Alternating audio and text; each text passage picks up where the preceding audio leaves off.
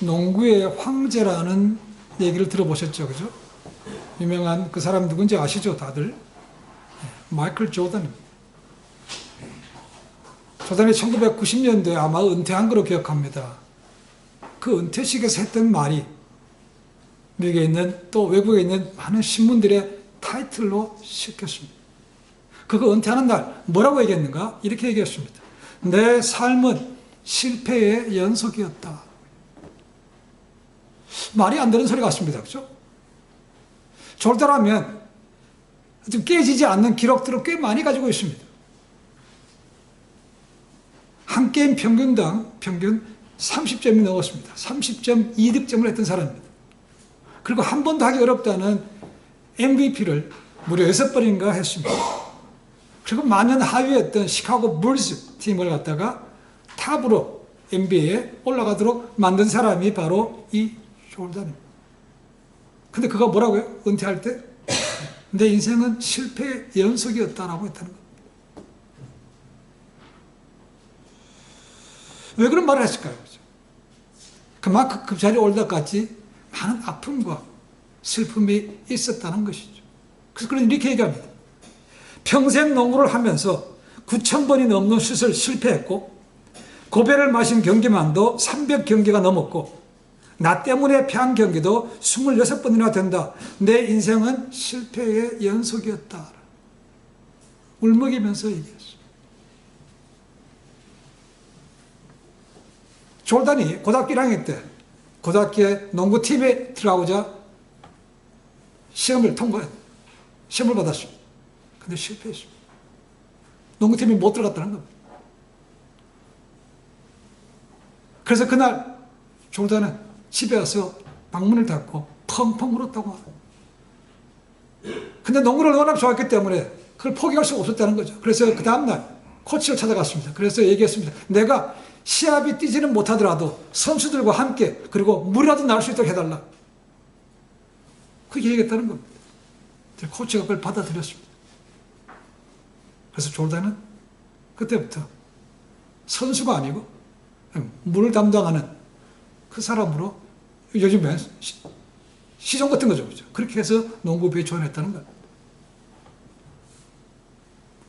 부모님은 그걸 모릅니다. 그래서 부모님이 이 고등학교가 농구샵인 날 아들을 보러 갔다는 거죠. 근데 그 아들이 찌는 선수가 아니고 물전자를 들고 있는 거 보고 그 부모들도 가슴이 찢었다고 얘기해요. 성경에 나오는 믿음의 조상 아브라함 말고 또 다른 유명한 아브라함이 있습니다. 이름 가진 사람. 혹시 아시겠습니까? 미국에서 가장 존경받는 대통령 에이브라함 링컨입니다. 링컨을 향해서 이렇게도 말합니다. 7.8개 사람이다. 그만큼 실패를 많이 했던 사람입니다. 어떻게 보면 주변에서 농담이지만 그런 하는 것마다 실패했다는 거죠. 우리말로 얘기하면 1차에 붙은 적이 없다는 겁니다. 7번이나 떨어진 끝에 8번째 1860년 미국의 제16대 대통령으로 당선이 됐습니다. 잘한 대로 에이브라함 링컨은 외모가 그렇게 해서 사람들에게 쉽게 호감을 주는 스타일은 아닙니다. 키는 컸지만 유별나게 코와 귀가 컸고 눈썹은 아주 짙었고 눈도 움푹 들어갔다고 합니다. 많은 사람들이 그걸 갖다가 정적들이 고릴라라고 불렀습니다. 야, 고릴라 보려면 동물원 데 가지 말고 여기 와서 보라. 저기 있다는 겁니다. 그 외모를 가지고 사람들이 굉장히 많이 비하했습니다. 그것뿐만 아닙니다. 이 링컨을 연구한 학자들에 의하면 전문가들은 그가 총 27번의 실패를 했다고 말합니다. 사업도 실패했고 주의원 그리고 주의원 의장, 하원의원, 상원의원 안 떨어본 적이 없습니다. 오시겠으면 주변에 친한 친구들은 그가 자살할까 봐 두려워서 그 주변에 어떤 날카로운 것들도 다 치웠다고 얘기합니다. 하도 많이 떨어졌기 때문에 스스로 무너지지 않을까 싶었다는 거죠. 그러나 그는 다시 일어섰습니다. 오늘날 책방에 가보면 이 셀프라는 코너가 굉장히 큽니다. 셀프. 자기가 뭐 할 수 있다는 것. 대부분 다 보면 성공과 관계된 것입니다. 어떻게 하면 처세술에서 잘할 수 있는가 그런 것입니다. 자기 개발할 수 있는가 그런 책들입니다. 그리고 책들의 대부분 보면 인생을 갖다가 뭐로 비교하는가? 산에 비유합니다. 정상에 올라라. 산에 오르라는 것입니다. 올라가래. 뭐 정상에서 만납시다라는 책도 있고 잘하는 책입니다. 제가 만났던 분 가운데 맹인이었던 강영우 박사라고 계십니다. 맹인으로서 미국의 교육부 장애인 차관 보러 올라간 분입니다. 가장 높이 올라간 분입니다. 한국으로. 그분이 쓴 책도 그겁니다. 나에게 불가능이란 산은 없다라는 그런 책도 쓰였습니다. 세상에서는 성공을 많이 가르칩니다. 근데 놀랍게도 성경에서는 성공이라는 것을 가르치지 않습니다. 정상에 올라가라고 말하고 있지 않습니다. 세상에서 유명한 것을 갖다가 성공이라고도 말하고 있지 않다는 것입니다. 오히려 성경에 나오는 많은 믿음의 사람들은 우리가 감당하고 비교할 수 없는 많은 아픔들과 고통들을 겪었던 분들입니다. 많은 죽음의 사선도 넘었던 사람들이 많습니다. 히브리서 11장 믿음의 장이라고 말하죠. 그죠? 그 믿음의 장에 나오는 믿음의 선조들 가운데는 좋은 것들만 기록되어 있지만 그러나 그 배경을 우리가 구약을 통해서 보는 것들은 그렇게 쉽지 않았습니다. 스스로 실패도 했고 주변으로부터 조롱도 받았으며 삶의 위협도 많이 당했습니다. 그럼에도 불구하고 그들은 믿음으로 극복했기 때문에 그 믿음의 장에, 믿음의 명예의 전당에 들어가는 복을 누렸다는 것입니다. 그래서 세상도 얘기합니다. 실패는 성공의 어머니다 라고 말합니다. 지극히 성경적이라고 얘기했습니다. 우리 모두가 성공은 하고 싶지만 실패는 두려워합니다. 그래서 아예 시도조차 하지 않는 분들도 있습니다. 여러분 세상적인 것도 마찬가지지만 신앙도 그렇습니다. 여러분 우리 신앙생활 시작했습니다. 그렇죠? 여러분 신앙생활 시작하면서 지금까지 계속해서 한 번도 떨어지거나 그거 없이 정체 없이 계속해서 올라가고 있습니까? 그런 사람 거의 없습니다. 저도 못 봤습니다. 위대한 사도들도 신앙의 침체기를 겪었습니다. 그렇죠? 어쩌면 우울증에도 걸렸던 사람들입니다. 네, 그것을 극복했다는 것이죠. 그래서 신앙도 이렇게 말하죠. 아픈 만큼 성숙한다라는 말도 성경적이라고 얘기했죠. 오늘 매스컴을 보시면 그런 얘기를 자주 듣습니다. 갑이니, 을이니, 병이니, 금수저니, 은수저니, 뭐 흙수저 이런 얘기를 듣습니다. 좋은 부모 만나서 고생 모르고 지냈던 사람들 그걸 받았으면 감사하고 베풀 줄 알아야 되는데 그렇지 않기 때문에 우리 세상으로 욕을 먹는 경우가 참 많습니다. 그래서 갑질한다 그러죠. 갑질한다. 무슨 질자가 붙은 거는 좋은 의미가 아니죠. 그죠? 뭔 질한다. 갑질한다는 것이죠. 고생을 해본 사람이라면 쉽게 그렇지는 않을 거라고 생각합니다. 그래 공짜로 걷어받았기 때문에 그 귀한 것을 모른다는 것이죠. 그래서 자기보다가 약하거나 덜 가진 사람들 보면 그저 과시하고 무시하고 교만한 것 때문에 세상에 덕이 안 됩니다. 자주 봅니다. 성경에서는 오늘날 우리가 말하고 있는 복, 번영신학을 말하고 있지 않습니다. 예수 믿기만 하면 여러분 건강하고 형통하고 사업도 잘 되고 자식도 복 받고 그렇게 약속합니까? 그렇지 않습니다. 성경에는 그런 말씀이 없습니다. 오히려 예수 믿는 것 때문에 더 많은 고난을 당한 사람들 얘기가 훨씬 더 많습니다. 근데도 어떤 사람들은 그 가운데 그런 것들은 다 빼버리고 믿기만 하면 사탕발림식으로 오십시오. 오기만 하면 예수 믿기만 하면 잘 됩니다. 이렇게 한다는 것이죠. 그게 얼마나 많은 사람들이 현혹되는지 모릅니다. 그랬다가 교회 가보니까 여전히 달라지는 게 없더라는 거죠. 교회를 떠납니다. 교회를 떠날 뿐만 아니고 신앙, 그리스도교 아무것도 아니라는 것입니다. 잘못된 진리를 알고 신앙에서 떠난다는 것입니다. 이걸 누가 책임지겠습니까?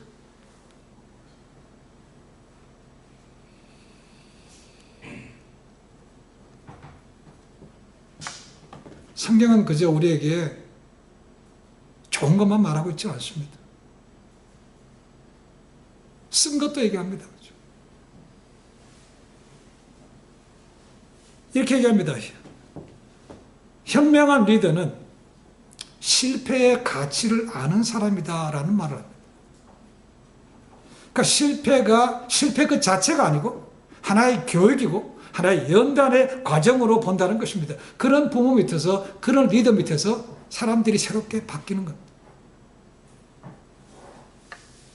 지금은 이 개그 프로가 없어졌지만 과거에 한때 아주 유명했던 개그 프로가 있습니다. 개그 콘서트라는 것이 있습니다. 그 코너 가운데, 코너가 많이 바뀝니다만 그 코너 가운데 이런 제목이 있는 것이 있습니다. 1등만 기억하는 더러운 세상이라는 거죠. 세상은 1등만 기억한대. 2등, 3등 누군지 모른다는 건데 그래서 1등이라는 거예요. 1등. 그래서 풍자에서 그런 코너를 만들었습니다. 아주 잘 봤습니다. 그런데요, 우리가 믿는 하나님은 2등도 기억하십니다. 3등도 기억하십니다. 심지어는 꽁찌도 기억하십니다. 중요한 것은 그분에게 기억되면 다행인 것이죠.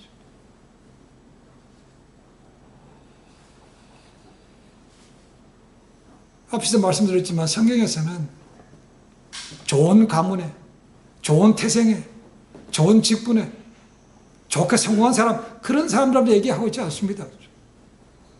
어쩌면 하나님 어떻게 이런 사람을 택하십니까? 라고 할 정도로 정말 별 볼일 없는 그런 사람들을 택하셔서 하나님께서 영광 가운데 쓰신 것을 제가 볼 수 있습니다. 그렇게 부름받았지만 그냥 승승장구합니까? 한 번도 실패가 없습니까? 계속 이깁니까? 없습니다. 그런 사람. 실패를 맛보았고 좌절도 맛보았던 그런 사람들이 대부분입니다. 그런 사람들 하나님께서 버리시지 않습니다.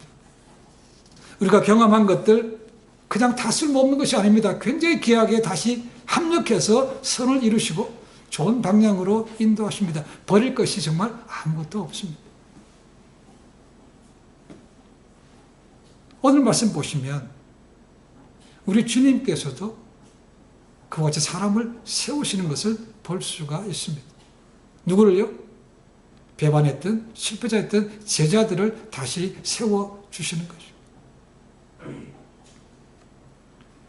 지난주에 했던 말씀을 다시 기억해 봅니다. 제자들 부활하신 예수님을 만났습니다. 그리고 두려움 대신에 평안을 받았습니다. 그리고 다시 사도로서 부름받고 내가 너희를 세상으로 보낸다는 직분도 다시 받았습니다. 그리고 갈릴리에서 보자라고 헤어졌습니다. 제자들은 그래서 디베라 바다 갈릴리로 갔습니다. 근데 그들이 먼저 간 것 같아요. 예수님이 안 보이는 겁니다.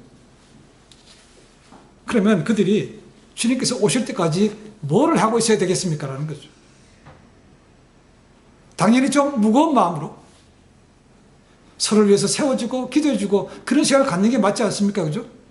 근데 그들은 그런 모습이 전혀 없었다는 겁니다. 가장 리더라고 볼 수 있는 베드로부터 그러지 못했어요. 그죠? 야, 고기나 잡으러 가자. 나 갈란다. 근데 거기 다 동조해서 따라갔다는 거죠.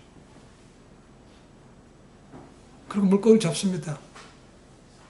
그래도 한때는 그들이 요즘 얘기하면 선수들입니다. 그죠? 고기 잡는 선수들이. 근데 한 마리도 못 잡아요. 조금 더 영적으로 민감했다면 그런 것을 통해서 야, 이게 무슨 의미인가 한번 생각해 볼 만도 한데 전혀 그런 것이 없습니다. 그죠? 그냥 그 고기에 집착해가지고 밤새도록 그물을 내리고 있다는 거죠. 근데도 안 잡혀요.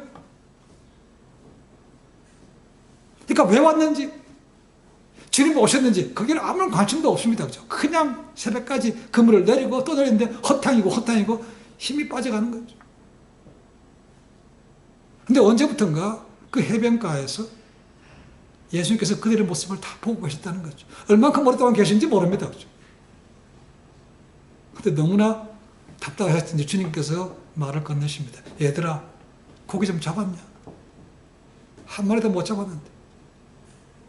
그 이런 시간에 누가 우리에게 말하는지, 저 사람이 누군지 아무런 관심이 없어요. 그냥 또 고기를 잡고 있습니다. 그죠? 어디 주님 입장에서 보면 참 기가 차지 않았을까? 오늘 말씀 6절에 말씀하시죠. 그러면 그물을 오른편에 대라. 그러면 내가 원하는 대로 할 수 있다는 겁니다. 그래서 그들이 누구도 확인지도 않아요. 근데 그물을 오른쪽으로 내렸더니 그물이 찢어질 정도로 많은 물고기가 올라왔다는 겁니다. 그제서야 누군가 관심이 생기기 시작한 거죠. 그 전까지는 누가 뭐든 없습니다. 하여튼 내가 고기를 잡아야 돼. 내 힘으로 뭔가 해야 된다는 것이죠. 근데 안 됐어요. 근데 누구도 알지 못하는 그 사람이 얘기를 듣고 오른편으로 그물을 내렸더니 엄청나게 많은 물고기가 한 번에 잡혀 올라왔다는 겁니다. 그러니까 이거는 뭔가 심상치 않은 거죠.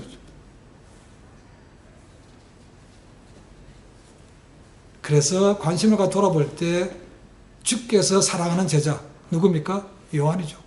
요한이 가장 먼저 알아보고 주님이시다라고 얘기합니다. 그랬더니 베드로가 그제서야 겉옷을 입고 뛰어들어서 주님께로 갔다고 말하고 있습니다. 근데 남은 제자들은 그 거리가 꽤 됐기 때문에 그들은 배를 타고 간 것이라고 여겨집니다. 여기 나오는 그 거리는 정확히 얘기하면 50칸이라고 되어 있지만 50칸 오늘에 보면 200규빗이라고 되어 있습니다. 200규빗. 여러분 한 규빗이 구약에 나오는 거 기억하시는지 모르겠습니다. 손가락 끝에서부터 팔꿈치까지를 한 규빗이라고 말합니다. 그 사람마다 좀 다르겠죠, 그죠? 그러니까 평균 잡아서 45cm라고 보면 200규빗은 90m가 됩니다. 그래서 영어 번역에 보면 100 yard라고 나옵니다. 100 yard. 3야드가 1m입니다. 그래서 100 yard라고 합니다. 자, 100m 정도 되는 거니까 그렇게 가까운 것도 아니고 그렇게 먼 것도 아닙니다. 그죠? 그러나 그들이 함께 오지 못한 것은 베드로는 그냥 들어갔지만 나머지 사람들은 이 배를 끌고 가야 되는 것이죠. 그래서 그들은 배에 있었고 베드로가 먼저 가는 것입니다. 자, 여기서 기억해 봅니다. 지난주에도 말씀드렸습니다. 예수님께서 그들이 물고기를 못 잡은 걸 모르셨기 때문에 거기 잡았느냐고 물었을까요? 알고 계십니다. 아주 의도적으로 그들을 물고기를 못 잡게 하셨는지 모릅니다. 그 예수님의 질문은 창세기 3장에서 하나님께서 아담에게 주시는 말씀도 거의 비슷하다고 생각합니다. 아담과 하와가 하나님께서 먹지 말라는 선악과를 먹었습니다. 그리고 그들이 두려워서 숨었습니다. 그럴 때 하나님께서 찾아가셨죠. 뭐라고 하십니까? 아담아 네가 어디에 있느냐? 지금 무슨 옥설합니까? 하나님께서 모르셔서 그랬을까요? 아닙니다. 그 말씀을 통해서 그들의 영혼을 깨우고 있는 거죠. 너희들의 모습을 보라는 것입니다. 똑같은 말이죠. 이 말씀을 하지 않았다면 그들은 그냥 정신 팔려서 그냥 그물만 내리고 있을 겁니다.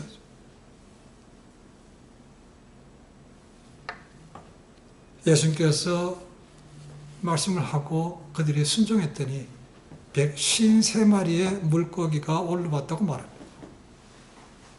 이 153마리가 정확하게 맞는 것인지 모릅니다. 많은 숫자라고 얘기해 줍니다. 여기서 물고기라는 단어가 헬라어로 익투스라는 단어입니다. IXTHU였습니다.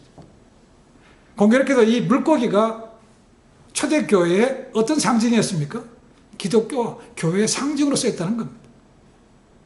어떻게 그렇게 됐는가? 이 익투스라는 단어의 첫 6단어의 이니셜이, 5단어 이니셜이 예수 그리스도 하나님의 아들 구원자라는 약자의 첫머리를 딴 것과 똑같다는 겁니다. 예수스, 크리스토스, 테오스, 휘오스, 소테르 이 6가지 단어의 첫 이니셜 합치면 이 물고기 됩니다. 그래서 어디 가든지 물고기 표시를 하면 이 사람이 예수를 믿는 사람이구나 라는 표시했다는 것. 153. 자, 여러분 153마리다. 들어서 아시겠지만 이 153 하면 혹시 기억나는 게 있습니까? 네, 모나미 볼펜입니다. 153 모나미 볼펜. 원래는 모나미라는 회사가 아니었습니다. 원래는 찾아보니까 광신화학공업이라고 되어 있습니다. 근데 이 볼펜으로 대박 쳤기 때문에 이름을 모나미로 바꿨습니다. 이 모나미가 뭔 뜻인가? 그냥 모나미가 아니고 뜻이 있습니다. 뭐랍니까? 프랑스어. 몬이라는 것은 나의라는 것이고, 아미라는 것은 친구라는 것입니다. 몬, 아미, 나의 친구라는 것입니다. 그래서 모나미라고 불렀다는 거죠. 이 모나미로 시작한 사람이 송삼석 회장이라는 분인데, 정동 감리교회 장로였습니다. 이분이 우연히 경복궁에서 열렸던 국제 박람회에 갔다가 1962년도에 처음으로 외국에서 가져온 볼펜이라는 걸 봤습니다. 볼펜. 신기하더라는 거죠. 이분이 문방구에 관심이 많았기 때문에 이게 뭔가 봤다는 것이죠. 그 전까지는 다 뭐였습니까? 우리가 쓰는 거는 연필이었습니다. 아니면 잉크를 찍어 쓰는 펜이 전부였죠. 그죠? 만년필은 정말 귀했습니다. 그러니까 이 볼펜을 보니까 얼마나 정신이 확 뜨였겠습니까? 그죠?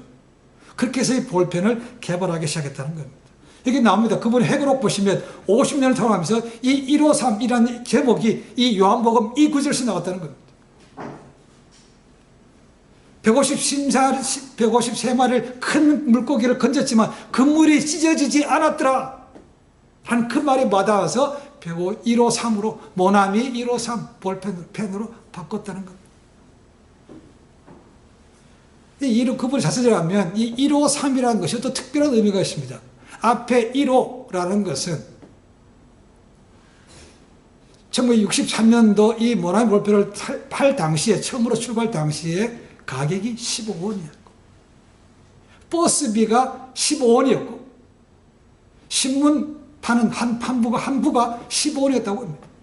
그러니까 모든 사람이 싸게 쉽게 사용하라고 15달을 붙였고, 뒤에 있는 3은 뭔가? 세 번째로 추구했던 펜이라는 것입니다. 근데 그 세 번째가 완전히 모나미의 시그니처 펜이 된 것이죠. 그래서 153이라고 불렀다고 얘기합니다. 성경에서 나옵니다. 자, 밤새도록 한 마리도 못 잡았다가 정말 그물이 찢을 정도의 고기를 잡았던 제자들의 반응은 너무 놀랐습니다. 요한이 먼저 알아보고 주님이시라고 그러니까 그들이 잡아들었습니다. 그리고 그들이 갔을 때 예수님께서는 그들을 위해서 뭘 하셨는가? 오늘 보시면 실패자를 다시 세워주는 주님을 두 가지로 볼 수 있습니다. 첫 번째는 그들의 필요를 채워주셨다는 겁니다. 그들의 가장 큰 필요가 지금 상태에 뭐였습니까? 물고기 잡는 거였죠. 그래서 물고기 잡게 해준 거죠. 그죠? 그 다음 뭡니까? 그들을 위해서 조반을 준비하셨다고 되어 있습니다. 이 조반이라는 단어를 보니까 그냥 하루 세 끼 가운데 첫 번째기도 하지만 많은 경우에는 만찬으로 써있다는 겁니다. 만찬. 그래서 오늘 얘기하면 그냥 과일 몇 개, 그 다음에 시리얼 준 것이 아니고 잔치장 같은 푸짐한 음식을 준비했다는 겁니다. 그러니까 지난주 말씀드렸습니다. 얘들아라고 호칭은 부모가 자녀들을 위해서 부르는 애정과 사랑이 든 단어라고 했습니다. 이것도 마찬가지입니다. 그런 마음으로 풍성하게 아침을 준비하셨다는 겁니다. 아마도 지금은 제자들이 배고픈지 잘 몰랐을 겁니다. 그렇죠? 왜요? 고기 잡는 데만 정신이 팔려가지고 배고픈지도 모르고 지냈을 겁니다. 근데 그걸 잡고 나면 뭡니까? 이제 배고픔도 느끼고 피로감도 느낄 겁니다. 그렇죠? 주님이 그걸 아시기 때문에 부른 다음에 그들의 정성껏 아침을 준비해 주었다는 겁니다. 그럼 그들이 누굽니까? 그렇게 큰 소리 뻥뻥 치다가 결정적인 순간에 도망갔던 배반자들 아닙니까? 그죠? 근데 주님께서 그들에게 두 번이나 나타나셨죠. 그리고 그들에게 가서 이제는 너희 삶의 현장으로 돌아가고 자신감을 가지라고 했음에도 불구하고 또 똑같이 돌아가서 과거로 쉽게 돌아갔던 그들이었다는 겁니다. 근데 그들에게 주님께서 그들의 필요대로 고기를 왕창 작게 만들어 주시고 만찬도 준비하셨다는 겁니다.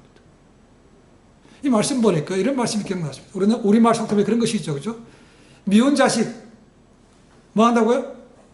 떡 하나 더 준다는 말이 있죠. 그죠? 딱 그 말입니다. 떡 하나 더 줬어. 그냥 떡도 아니고 풍성하게 만찬을 준비해 줬다는 것입니다. 주님의 마음이나 하나의 마음은 똑같습니다. 구약에 우리 출애굽기 사건을 잘 압니다. 이집트에서 노생활하던 그들을 끄집어냈습니다. 그리고 광야 40년 동안 보냈습니다. 모세가 약속의 땅을 바라보면서 그들에게 마지막 고별 설교한 신명기 29장 5절에 이런 말씀이 있습니다. 주께서 40년 동안 너희를 인도하여 광야를 통행케 하였거니와 너희 몸에 옷이 낡지 아니하였고 너희 발에 신이 헤어지지 아니하였느니라 하고. 그럼 40년 돌아갔는데 샌들 그게 뭐 힘이 있습니까? 그죠? 1년만 신어도 거칠게 신으면 금방 끈 떨어지고 할 것 같은데 40년 동안 그들의 신발이 헤어지지 않았고 옷도 마찬가지입니다. 어떻게 40년이 있습니까? 좀이라도 먹었을 때 빵꾸날 것 같은데 그렇지 않았다는 겁니다. 40년 동안. 그것뿐입니까?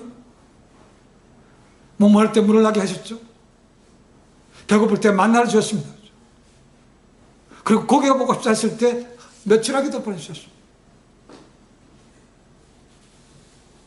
근데 그들이 누굽니까? 라는 거죠. 하나님의 놀라운 영광을 봤던 그들인데도 금방 툭하면 불평하고 툭하면 모세까지 죽이려고 했던 그런 자들 압니까? 그죠? 근데 그들 하나님께서 40년 동안 그들을 모으셨다는 거예요. 주님께서 똑같이 하신 거죠. 먼저는 필요를 채워주셨습니다. 두 번째는 그들에게 깨달음과 확신을 주셨습니다. 사도들은 물고기를 많이 잡은 이후에야 그 말씀하시는 분이 누군가 궁금해졌고 사도연이 먼저 알아보고 주님이시라고 하니까 다시 주님께로 갔습니다. 가장 먼저 베드로가 갔습니다. 갔더니 거기에 만찬이 준비되어 있고 만찬이 준비되어 있으면 먹어야 될 거 아닙니까? 그죠? 주님께서 먹으라고 하는데도 못 먹어요. 침묵만 흐르고 있습니다. 그죠? 12절에 뭐라고 되어 있습니까? 왜 잠잠합니까? 제자들이 주신 줄 아는 거로 라고 되어 있습니다. 보니까 주님이래요. 그 앞에서 꿀먹은 벌이가 됐다는 겁니다. 꿀먹은 벌이 됐어요. 왜 그렇게 했습니까? 가장 먼저는 그들이 해왔던 행동이 부끄러웠기 때문에 그런 거죠. 주님께서 와서 다시 보자고 하실 때면 무슨 뜻이 있었을 텐데 그런 건 아무 생각하지 않고 그냥 와서 물고기 잡았다는 그런 수치감. 그 다음에는 그들이 이 물고기 왕창 잡은 것을 보고 나서야 또 한 번 예수님께서 정말로 하나님의 아들, 하나님 구세주가 맞네라고 깨달았다는 겁니다. 그러니까 말을 못하는 거죠.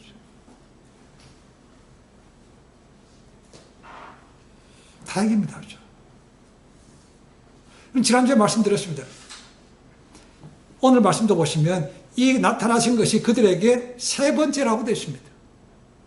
한 번이면 족하지 않을까요? 죽었다 살아나셔서 얘기하셨지만 그거 믿어야 되는 거 아닙니까? 두 번 또 했습니다.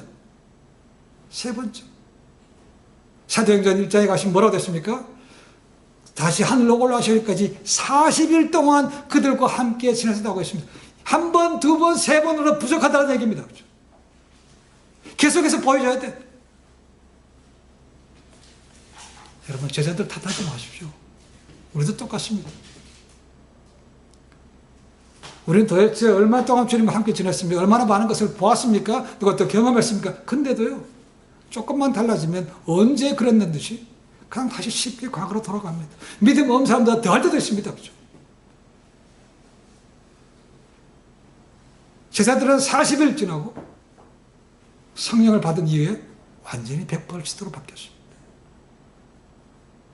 우리는 벌써 얼마나 지났습니까? 몇십 년 지났습니다. 그죠? 근데 더 똑같아. 아니면 더 못한 것도 있어요. 뒷걸음치는 것도 있지 않습니까? 라는 거죠. 그 연약함을 아시기 때문에 예수님께서 그들의 필요를 채워주셨고 다시 나타나셔서 그들에게 깨달음과 확신을 주셨다는 겁니다. 이걸 보여주니까 진짜로 주님이 맞다는 겁니다. 그죠? 우리 잘 안 들어 베드로가 고백했죠. 그죠? 도마도 고백했습니다. 예수님은 구세주라는 거죠. 하나님이라고 고백했습니다. 그렇게 말로만 했지만 실제로 그가 정말 그걸 깨닫고 행동했습니까? 그렇지 않았습니다. 부활한 다음에 또 보여줬습니다. 근데 또 말은 그렇게 했지만 확실하고 자신감이 생겼지만 또 지나고 나니까 주님이 안 보이시니까 또 다시 과거로 돌아갔습니다. 그래서요, 제 삶 속에서도 날마다 주님을 만나는 것이 필요하다는 겁니다. 우리 인생 살아보면 얼마나 많은 실패가 있었습니까? 지금도 얼마나 실패하고 있는지 모릅니다. 그죠? 시행착오도 거듭합니다. 그렇다고 하나님이 버리셨습니까? 아닐 겁니다. 그죠? 버렸다면 이 자리에 있지 못할 겁니다. 그분이 기다려 주셨고, 그분이 인도하셨기 때문에 이렇게 서서 예배를 드리는 거죠. 그죠? 머리로 아는 건 많습니다. 이 가슴으로 안 되는 게 많은 거죠.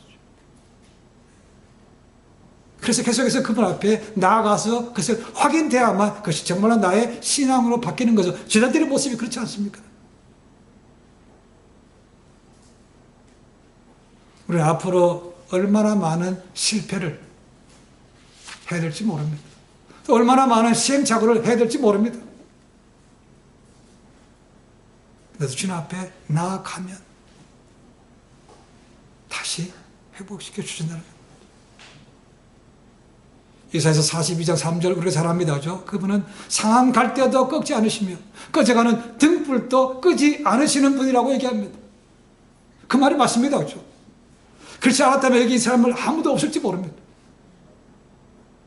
그걸 믿으시고 그분 앞에 나아가면 다시 회복이 됩니다. 문제는 믿음 안에 거할 수 있어야 나갈 수 있는 거죠. 믿음 떠나면 아무것도 없는 겁니다. 오늘 많은 사람들이 잘못된 가르침 때문에, 잘못된 기복신앙 때문에 예수 믿어도 별 볼일 없네 떠나는 사람들, 그건 누가 아까 말씀드렸지만 누가 책임지겠습니까? 라는 거죠. 성경은 그렇게 말씀하고 있지 않다는 것. 물론 믿음의 사람들 어떤 사람에게는 그런 복이 따라옵니다. 그죠? 그러나 모두에게 그냥 믿기만 하면 다 준다고 약속하지 않습니다. 그런 사탕 발론 성경에 없습니다. 중요한 것은 실패하고 넘어지고 시험에 빠지고 하더라도 좌절하지 않고 그분께 나아가면 그분이 다시 되살려 주신다는 겁니다. 다시 쓰신다는 겁니다. 얼마나 감사합니까? 이걸 우리가 성경 속에서 찾아야 되는 것입니다. 지식적으로 아는 것도 필요합니다. 그 다음에는 아는 것을 갖다가 삶 속에서 소화를 시켜야 되는 것이죠. 주야로 묵상한다는 말을 기억하시죠? 그죠? 이 묵상한다는 말을 메디테이션이라고 하지만 다르게 하면 되새김질 해야 됩니다. 되새김질. 여러분 소 기억하시죠? 맨날 먹여 씹고 있습니다. 소. 먹은 음식을 갖다가 위로 넘어갔다가 계속 올려서 계속 씹습니다. 그게 소화시키는 겁니다. 우리 말씀도 마찬가지입니다. 정말 그것이 완전히 내 것이 될 때까지 계속해서 묵상하고 묵상하고 묵상이 되는 것이죠.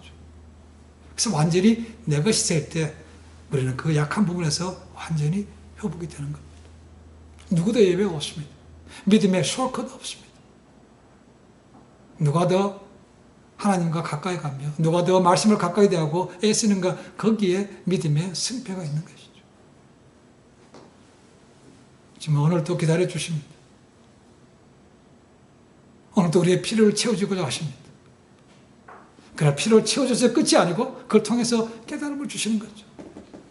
이제는 내가 확실한 거 믿지? 하나님의 아들이고 구원자인 거 믿지? 그걸 본질을 알아야 됩니다. 얻었다고 해서 끝나버리면 삶이 안 바뀌는 거죠. 그렇죠? 우리는 얻는 것만 기억하지 마십시다. 그 얻는 것을 주시는 분이 누군가를 알아야 우리 신앙이, 우리 삶이 한 단계 점프할 수 있는 겁니다. 무슨 일을 만나든지 먼저 그분 앞에 나가서 그분의 음성을 듣고 그분을 만나고 우리의 신앙이 치유가 되고 회복되고 부흥하기를 주님을 간절히 축원해 드립니다. 기도하겠습니다.